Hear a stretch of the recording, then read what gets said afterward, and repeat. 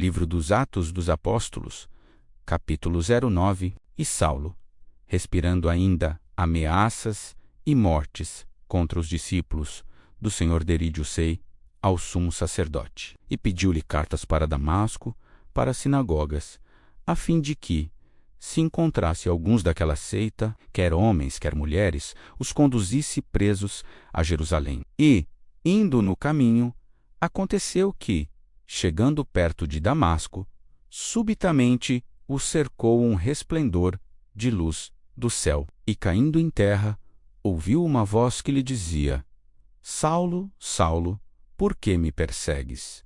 E ele disse: Quem é, Senhor? E disse o Senhor: Eu sou Jesus, a quem tu persegues. Duro é para ti recalcitrar contra os aguilhões. E ele, tremendo e atônito, disse: Senhor, que queres que faça? E disse-lhe o Senhor: Levanta-te e entra na cidade, e lá te será dito o que te convém fazer. E os varões que iam com ele pararam espantados, ouvindo a voz, mas não vendo ninguém. E Saulo levantou-se da terra e, abrindo os olhos, não via a ninguém. E, guiando-o pela mão, o conduziram a Damasco. E esteve 3 dias sem ver, e não comeu, nem bebeu. E havia em Damasco um certo discípulo chamado Ananias. E disse-lhe o Senhor em visão: Ananias. E ele respondeu: Eis-me aqui,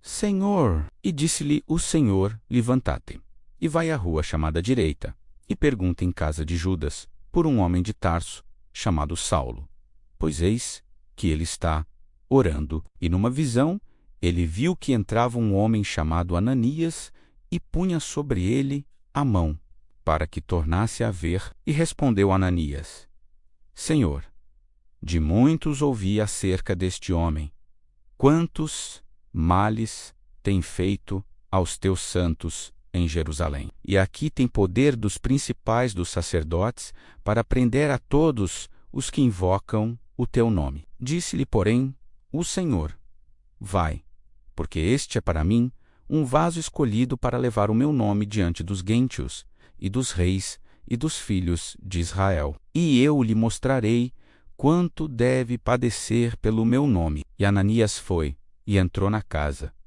e impondo-lhe as mãos, disse: Irmão Saulo, o Senhor Jesus, que te apareceu no caminho por onde vinhas, me enviou para que tornes a ver e sejas cheio do Espírito Santo. E logo lhe caíram dos olhos, como que umas escamas, e recuperou a vista. E levantando-se, foi batizado, e, tendo comido, ficou confortado. E esteve Saulo alguns dias com os discípulos que estavam em Damasco. E logo, nas sinagogas, pregava Jesus que este era o Filho de Deus. Todos os que o ouviam estavam atônitos e diziam: Não é este o que em Jerusalém perseguia os que invocavam este nome?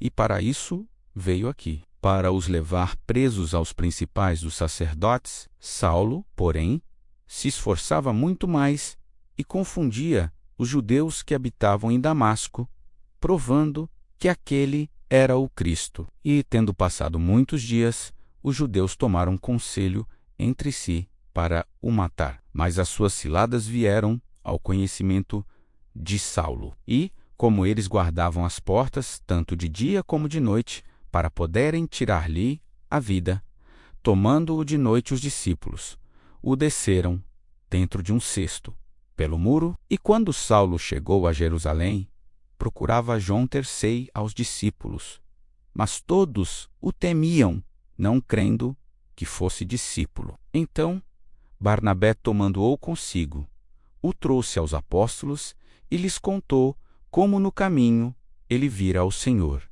e este lhe falara, e como em Damasco falara ousadamente no nome de Jesus, e andava com eles em Jerusalém, entrando e saindo, e falava ousadamente no nome de Jesus. Falava e disputava também contra os gregos, mas eles procuravam matá-lo. Sabendo-o, porém, os irmãos o acompanharam até Cesareia e o enviaram a Tarso. Assim, pois, as igrejas em toda a Judéia e Galiléia e Samaria tinham paz e eram edificadas, e se multiplicavam, andando no temor do Senhor e na consolação do Espírito Santo. E aconteceu que, passando Pedro por toda a parte, veio também aos santos que habitavam em Lida, e achou ali certo homem chamado Enéas, jazendo numa cama, havia 8 anos, o qual era paralítico. E disse-lhe Pedro: Enéas, Jesus Cristo te dá saúde. Levanta e faze a tua cama.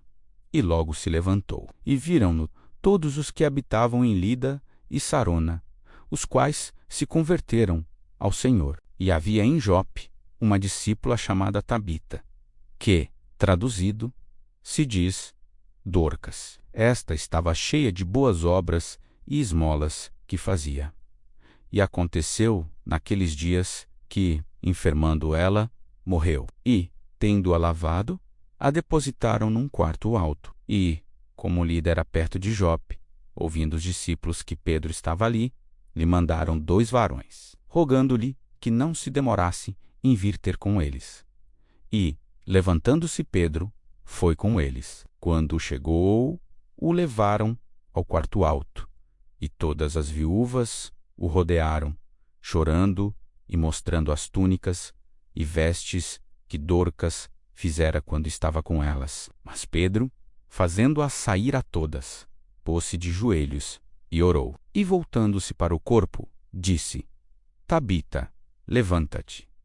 E ela abriu os olhos, e vendo a Pedro, assentou-se. E ele, dando-lhe a mão, a levantou, e chamando os santos e as viúvas, apresentou-lhe a viva. E foi isto notório por toda Jope, e muitos creram no Senhor. E ficou muitos dias em Jope com um certo Simão, curtidor,